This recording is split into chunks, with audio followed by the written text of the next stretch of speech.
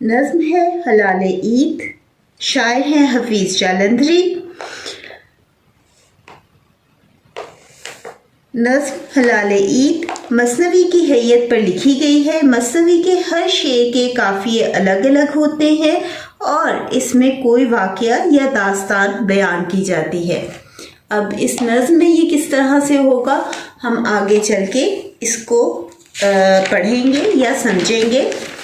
और मैं इसी वीडियो के अंदर आपसे इसके क्वेश्चन आंसर भी डिस्कस करूंगी और मरकज़ी ख़याल को भी देख लेंगे, क्योंकि एग्ज़ाम्स करीब हैं, काफ़ी करीब हैं। चलें। जीती रहो मगर मुझे आता नहीं नज़र, बेटी कहाँ है चाँद मुझे भी बता किधर। अफसोस अब निगाह भी कमज़ोर हो गई, नेमत खुदा ने दी थी बुढ़ापे में खो गई। मीनारे खानकाह के ऊपर कहाँ कहाँ, कुछ भी नहीं कहीं भी नहीं है वहाँ कहाँ। हाँ डालियों के बीच में होगा वहीं कहीं, वो है जहाँ पर अब्र की सुर्खी कहीं कहीं। हमारी रिवायत में से है कि ईद के चाँद की खबर मिलते ही घर के बड़े बुजुर्ग छोटे सब ईद का चाँद देखने के लिए छत पर जाते हैं और चाँद नज़र आते ही दुआ की जाती है और अपने बड़ों को मुबारकबाद दी जाती है और उनसे दुआएं ली जाती हैं और खूब रौनक और खुशियों का समा होता है। नज़्म हलाल ईद में भी शायर ने इसी रिवायत की मंजरकशी बहुत ही खूबसूरत अंदाज से की है। नज़्म हलाल ईद का आगाज़ इसी तरह से होता है। घर की बुजुर्ग सास और बहू मिलकर ईद का चाँद देखती हैं। बहू अपनी सास को ईद के चाँद की मुबारकबाद देती है। बुजुर्ग दुआया कलमात से आगाज़ करते हुए कहती हैं, जीती रहो बेटी मगर कहाँ है चाँद मुझे भी बताओ किधर है। हमने शुरू में ज़िक्र किया था कि यहाँ पर एक दास्तान है, इस अंदाज से लिखी गई है। अब वो जो बुज़ुर्ग खातून है वो अपनी जवानी का हाल बयान करेंगी और वो अपने वाक़यात और गुज़रे हुए वक्त को याद करेंगी। वो किस अंदाज में करेंगी हम आगे चलकर देखेंगे। और जो इन अशार के अंदर बयान किया गया है उसको हम इस अंदाज में लिखेंगे। जीती रहो बेटी मगर कहाँ है चाँद मुझे भी बताओ किधर है, क्योंकि इस उम्र में कुछ ख़ास नज़र नहीं आता। अगले अशार में बुज़ुर्ग अफसोस करते हुए कहती हैं कि अब नज़र कमज़ोर हो गई। ये शेर है ना, अफसोस अब निगाह भी कमज़ोर हो गई, नेमत खुदा ने दी थी बुढ़ापे में खो गई।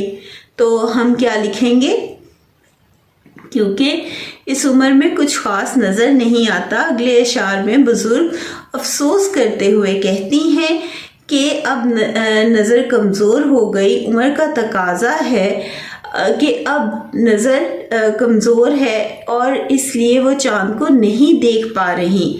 निगाह बड़ी नेमत थी, बड़ी नेमत खुदाबंदी थी, अब बुढ़ापे में खो गई है और इस नेमत को खो जाने के बाद इसकी कदर कीमत का एहसास हो रहा है। ये सुनने के बाद बहू बताती है कि खानकाह के मीनार के ऊपर नज़र आ रहा है। ये शेर है ना, मीनारे खानकाह के ऊपर, ठीक है। ये सुनने के बाद बहू बताती है खानकाह के मीनार के ऊपर नज़र आ रहा है, लेकिन फिर भी नज़र ना आने पर वो कहती है कि वहाँ तो कुछ नज़र नहीं आ रहा। मज़ीद गुफ्तगू करते हुए कहती हैं कि हाँ डालियों के बीच में होगा जो मैं नहीं देख पा रही हूँ। इस जवाब पर बहू मज़ीद निशानदेही करते हुए, रहनुमाई करते हुए बताती है कि जहाँ ईद का चाँद है वहाँ बादलों की सुर्खी नज़र आ रही है।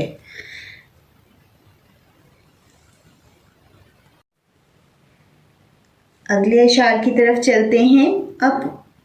اب ہو چکی ہے عمر بھی 9 اور 60 سال، گزرے تمہارے حسن کو بھی گزرے ہیں 8 سال، نغمے خوشی کے اور ترانے گزر گئے، وہ دن گزر گئے، وہ زمانے گزر گئے،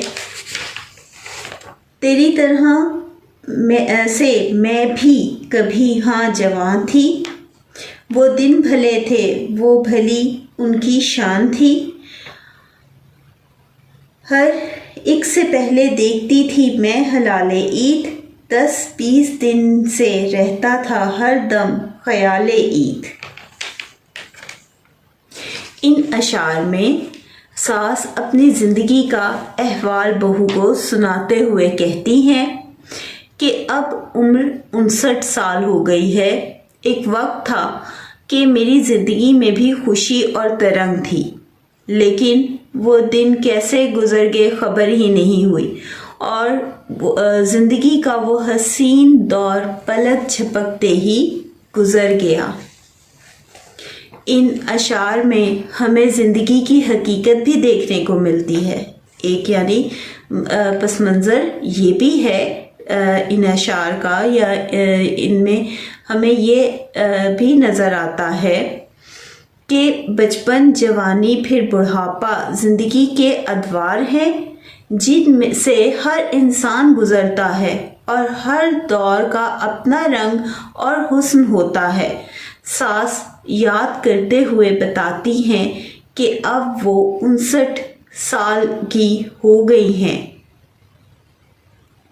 اور تمہارے سسر کو بھی اس دنیا سے گزرے ہوئے 8 برس ہو گئے، اور یوں وہ اپنے شوہر کو بھی ان لمحوں میں یاد کرتی ہیں۔ کن لمحوں میں؟ جس وقت پہ وہ اپنی بہو کے ساتھ چاند دیکھ رہی تھی عید کا، تو وہ یاد کرتی ہیں کہ ان کی عمر کیا ہو گئی ہے اور ان کے شوہر کو گزرے ہوئے کتنا وقت گزر گیا ہے، تو وہ یاد کرتے ہوئے بتاتی ہیں اپنی بہو کو کہ تمہارے سسر کو بھی اس دنیا سے گئے ہوئے 8 برس گزر چکے ہیں، اور اس طرح وہ اپنے شوہر کو بھی یاد کرتی ہیں۔ مزید گفتگو کرتے ہوئے وہ اپنی بہو کو بتاتی ہیں کہ جب وہ جوان تھی تو وہ دن ان کی زندگی کے بہت حسین دور تھا، بہت حسین وقت تھا، اور بہت سی اچھی یادیں ان دنوں کے ساتھ وابستہ ہیں۔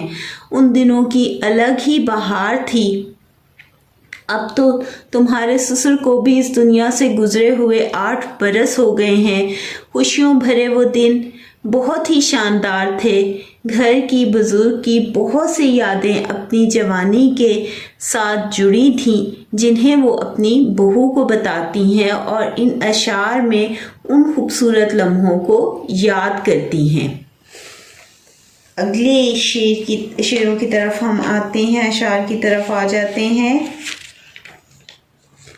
ہر ایک سے پہلے دیکھتی تھی میں ہلال عید، 10-20 دن میں رہتا تھا ہر دم خیال عید، یہ ان دنوں کی بات ہے، وہ دن اب کہاں، وہ شام و صبح، وہ دن رات اب کہاں، اب دن تمہارے، وقت تمہارا، تمہاری عید، بیٹی اب تمہاری عید سے ہے اب ہماری عید ہے، لاکھ لاکھ شکر خدائے کریم کا، کرتی ہوں روز ورد کلام حکیم کا۔ ان اشعار میں وہ اپنی زندگی کی داستان اپنی بہو کو سناتے ہوئے کہتی ہیں، آج بڑھاپے میں نظر کمزور ہونے کے باعث وہ عید کا چاند نہیں دیکھ پا رہی، جبکہ جوانی میں وہ سب سے پہلے عید کا چاند دیکھ لیا کرتی تھی۔ عید کے چاند کو دیکھنے کا اس قدر جذبہ ہوتا تھا، اور نظر بھی اتنی تیز تھی کہ وہ چاند نمودار ہوتے ہی اسے دیکھ لیا کرتی تھی۔ اور یہ شعر ہے، ہر ایک سے پہلے دیکھتی تھی میں ہلال عید، 10-20 دن سے رہتا تھا ہر دم خیال عید، یعنی عید کے آنے میں ابھی کئی روز باقی ہوتے تھے، لیکن انہیں یہی خیال ہوتا تھا کہ کب عید کا چاند نظر آئے گا اور وہ عید کی خوشیوں کو منائیں گی اور دعائیں لیں گی اور عید کا چاند دیکھیں گی اور پھر عید کو منانے کا جذبہ ہوتا تھا، احساس ہوتا تھا۔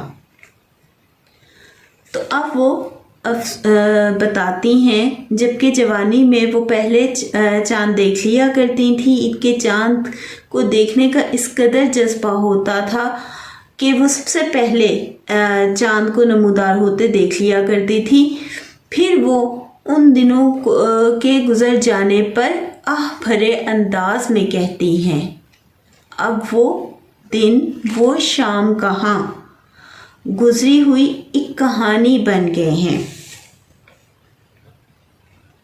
یہ شعر ہے، اب دن تمہارے، وقت تمہارا، تمہاری عید، بیٹی تمہاری عید سے ہے اب ہماری عید۔ ٹھیک ہے، تو یہاں پر ہم کیا لکھیں گے؟ پھر وہ ان دنوں کے گزر جانے پر آہ بھرے انداز میں کہتی ہیں، اب وہ دن وہ شام کہاں، گزری ہوئی ایک کہانی بن گئے ہیں۔ وہ حسین دن رات ماضی کی محض ایک یاد بن گئے ہیں۔ پھر وہ بہو کو مخاطب کرتے ہوئے کہتی ہیں کہ اب وقت تمہارا ہے، یہ عید کی خوشیاں تمہاری ہیں اور میری خوشی بیٹی اب تمہاری خوشیوں سے وابستہ ہے۔ اب میری زندگی کا حاصل اور مرکز بچوں کی خوشیاں ہیں۔ اگلے شعر میں وہ رب کا لاکھ شکر ادا کرتی ہیں کہ اللہ تعالیٰ نے ان کے دل کو ایمان سے اتنا روشن کر دیا کہ وہ روز قرآن حکیم کا ورد کرتی ہیں۔ ہے لاکھ لاکھ شکر خدائے کریم کا، کرتی ہوں روز ورد کلام حکیم کا۔ ٹھیک ہے، تو ہم کیا لکھیں گے؟ اگلے شعر میں وہ رب کا لاکھ لاکھ شکر ادا کرتے ہوئے کہتی ہیں کہ اللہ تعالیٰ نے ان کے دل کو ایمان سے اتنا روشن کر دیا کہ وہ روز قرآن حکیم کا ورد کرتی ہیں۔ وہ رب کا لاکھ شکر ادا کرتی ہیں کہ اس عمر میں بھی رب نے انہیں اتنی سکت اور ایمان کی اتنی روشنی عطا کی کہ وہ ہر روز قرآن حکیم کی تلاوت کرتی ہیں۔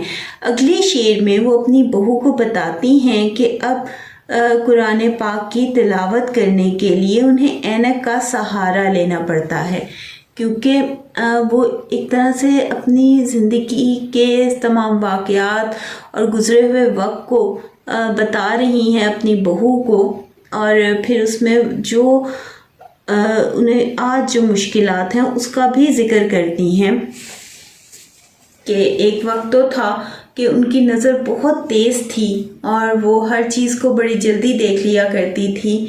اب شکر ہے کہ وہ اتنی ان میں سکت ہے کہ وہ قرآن حکیم کی تلاوت کر لیتی ہیں، ورد کر لیتی ہیں، لیکن نظر اتنی کمزور ہو چکی ہے کہ انہیں اینک کا سہارا لینا پڑتا ہے۔ ہم اسے مختصر الفاظ میں یا جملوں میں کیسے لکھیں گے؟ اگلے شعر میں وہ اپنی بہو کو بتاتی ہیں کہ اب قرآن پاک کی تلاوت کرنے کے لیے انہیں اینک کا سہارا لینا پڑتا ہے۔ افسوس کہ اب اینک کے بغیر معنی اور تفسیر پر ان کی نظر ٹھہر نہیں پاتی، یہ کہ عمر کا تقاضا ہے، لیکن شکر ہے کہ پھر بھی اس عمر میں قرآن حکیم کا ورد کر لیتی ہیں اور یہ ان کے لیے سکون کا باعث ہے اور وہ اور شکر کا مقام ہے اور وہ شکر ادا کرتی ہیں۔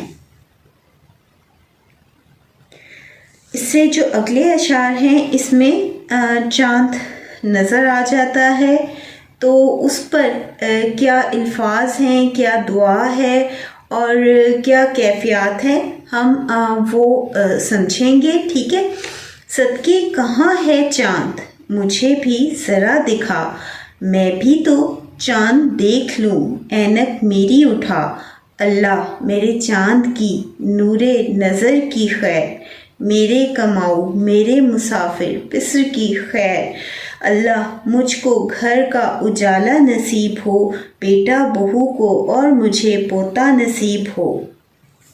یہ اب جو اگلے اشعار ہیں اس میں کیا کیفیت ہے اس کو ہم دیکھتے ہیں۔ ہماری ایک روایت ہے کہ عید کے چاند کو دیکھ کر دعا کی جاتی ہے، اور عید کے چاند کو دیکھنا عید کے تہوار کا حسن اور روایت ہے۔ یعنی جس طرح یہ بھی عید کا ایک حصہ ہے، عید سے پہلے چاند رات اور اس میں چاند دیکھنا اور پھر مہندی لگانا، چوڑیاں پہننا، یہ سب عید ہی کا حصہ ہے۔ تو ہم اس کو کیسے مختصر لکھیں گے؟ ہماری ایک روایت ہے کہ عید کے چاند کو دیکھ کر دعا کی جاتی ہے، اور چاند کا دیکھنا عید کے تہوار کا حسن اور روایت کا حصہ ہے۔ ان اشعار میں شاعر منظر کشی کرتے ہوئے کہتے ہیں، عید کا چاند نکلنے کا سن کر بزرگ اپنی بہو سے مخاطب ہوتے ہوئے کہتی ہیں، صدقے کہاں ہے چاند میں بھی ذرا دیکھوں، کیونکہ عمر کے ساتھ ان کی بینائی کمزور ہو چکی ہے، اس لیے وہ اپنی بہو کو کہتی ہیں کہ میری اینک اٹھا کر لاؤ تاکہ میں بھی چاند دیکھ کر دعا کر سکوں۔ اور چاند دیکھتے ہی وہ دعا کرتی ہیں، اے میرے رب، میرے چاند میرے نور نظر کی خیر ہو۔ آنکھوں کا نور، آنکھوں کا اجالا، آنکھوں کی ٹھنڈک، یہ الفاظ جو ہیں اولاد کے لیے استعمال کیے جاتے ہیں۔ عام طور پر والدین کے لیے اولاد ان کے آنکھوں کا نور بھی ہوتی ہے، ٹھنڈک بھی ہوتی ہے، اجالا بھی ہوتی ہے۔ تو یہاں پر ان کا مخاطب جو ہے یا دعا میں وہ جو انہوں نے دعا سب سے پہلے کی وہ اپنے بیٹے کے لیے کی کہ ان کے اے میرے رب، میرے چاند میرے نور نظر کی خیر ہو۔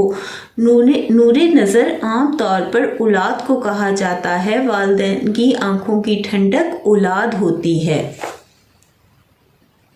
اس لیے وہ چاند نظر آتے ہی اپنے بیٹے کی سلامتی کی دعا کرتی ہیں۔ اگلے مصرعے میں وہ دعا کرتی ہیں کہ میرے کمانے والے مسافر بیٹے کی خیر ہو۔ اس جملے سے ظاہر ہوتا ہے کہ ان کا بیٹا ملک سے باہر کمانے کی غرض سے گیا ہوا ہے یا کمائی کی ہی غرض سے سفر میں ہے، اور والدہ اپنے بیٹے کی سلامتی کی دعا کر رہی ہیں۔ یہ ہمیں اس طرح بھی سمجھ آ جاتا ہے کہ اگر ان کا بیٹا وہاں موجود ہوتا تو وہ بھی چاند دیکھنے کے لیے چھت پر جاتا، لیکن وہ یہ تمام جو چاند دیکھنا ہے اور دعا کرنا ہے وہ اپنی بہو کے ساتھ کر رہی ہیں۔ اس کا مطلب کہ وہ کہیں ان کا بیٹا گیا ہوا ہے۔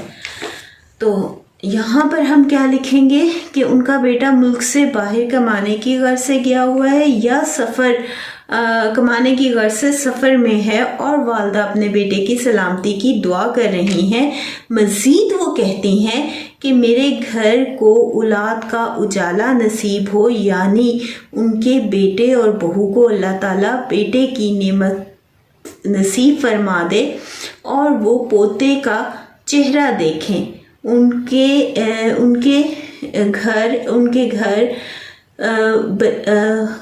کے بچوں سے روشن ہو جائے، ان کے بچوں کی کہکہوں سے، ان کے اجالوں سے روشن ہو جائے ان کا گھر۔ دعائیہ کلمات کو مکمل کرتے ہوئے آخری اشعار میں وہ اپنے رب سے اپنی دعاؤں کی قبولیت طلب کرتی ہے۔ سن لے میری دعا کو صدقے رسول کا، سن لے میری دعاؤں کو صدقہ رسول کا۔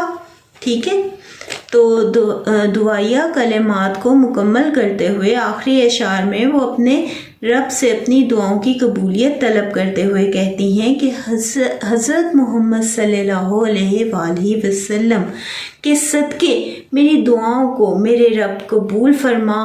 اور اس نظم ہلال عید کا اختتام روایت کی منظر کشی اور دعائیہ اشعار پر ہوتا ہے۔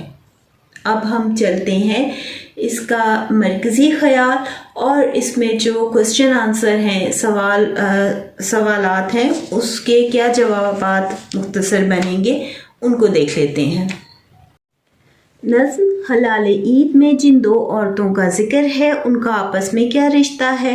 نظم حلال عید میں جن دو عورتوں کا ذکر ہے وہ آپس میں ساس اور بہو کا رشتہ رکھتی ہیں۔ بوڑھی عورت نے اپنی عمر کیا بتائی؟ بوڑھی عورت نے اپنی عمر 9 اور 60 سال بتائی، یعنی ان کی عمر 59 سال تھی۔ بڑھیا اپنی جوانی کو کن الفاظ میں یاد کرتی ہیں؟ تیری طرح سے میں بھی کبھی ہاں جوان تھی، وہ دن بھلے تھے اور بھلی ان کی شان تھی، یعنی ان کی زندگی کا وہ وقت بہت حسین تھا۔ نمبر 4، بوڑھی عورت چاند کو دیکھ کر کیا کہتی ہیں؟ صدقے کہاں ہے چاند، مجھے بھی ذرا دکھا، میں بھی چاند کو دیکھ لوں، میری اینک بہو اٹھا کر لاؤ۔ نظم کے آخر میں بڑھیا کیا دعا مانگتی ہیں؟ نظم کے آخر میں دعا کرتی ہیں کہ ان کے گھر میں اجالا ہو اور بہو بیٹے کو اللہ تعالیٰ بیٹے کی نعمت سے نواز دے اور انہیں پوتا نصیب ہو، اور یہ دعائیں رب کے حضور قبولیت پائیں۔ نظم کا تعارف سمجھنا بہت ضروری ہے۔ اگر آپ نے اس کی تشریح کو سمجھنا ہے آسانی سے تو جو یہ والا پوائنٹ ہے اس کو آپ سمجھ لو۔ نظم حلال عید شاعر حفیظ جلندری ہیں۔ آپ کے کلام میں تکلفانہ مٹھاس پائی جاتی ہے جو ہمیں نظم حلال عید میں بھی دیکھنے کو ملے گی۔ یہ جو جملے ہیں 2-3 وہ ہم نے اگر اس کی تشریح آتی ہے تو اس کے آغاز میں بھی لکھنے ہیں، ٹھیک ہے؟ جو ہمیں نظم حلال عید میں بھی دیکھنے کو ملتی ہے، یہ نظم مثنوی کی حیثیت پر لکھی گئی ہے۔